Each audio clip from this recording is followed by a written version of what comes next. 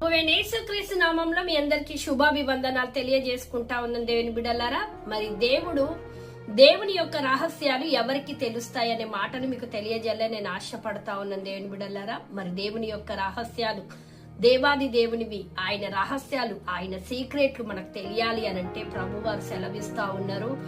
మరి ఆయనతో గడిపినప్పుడు, ఆయనతో మరి ఎవరైతే ఎక్కువగా ప్రార్థనలో ఉంటారో వారికి దేవుని యొక్క రహస్యాలన్నీ మరి బయలుపరుస్తానని దేవుడు మాట్లాడుతా ఉన్నాడు. మరి ఆదికాండం 18వ అధ్యాయము 17వ వచనం సెలవిస్తా ఉంది.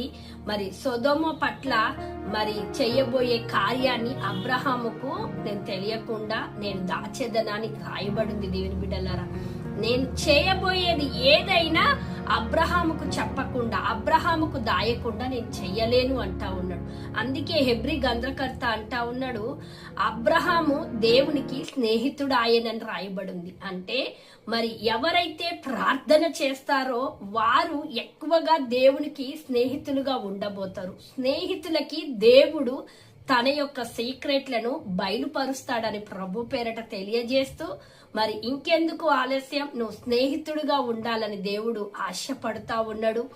ఆయన యొక్క రహస్యాలన్నీ మీకు బయలుపరచాలని ఆశపడతా ఉన్నాడు గనక ప్రియ సహోదరి సహోదరుడా, మరి నువ్వు ఆలస్యం చేయకుండా దేవునితో వ్యక్తిగతంగా ప్రార్థనలోనికి నువ్వు వెళ్ళినట్లయితే ఆమేన్, నువ్వు స్నేహితుడు అనిపించుకొని దేవుని యొక్క హృదయ రహస్యాలన్నీ నీకు మరి దేవుడు బయలుపరిచి ముందుకు నడిపించి దేవుడు నిన్ను ఆశీర్వదించును గాక.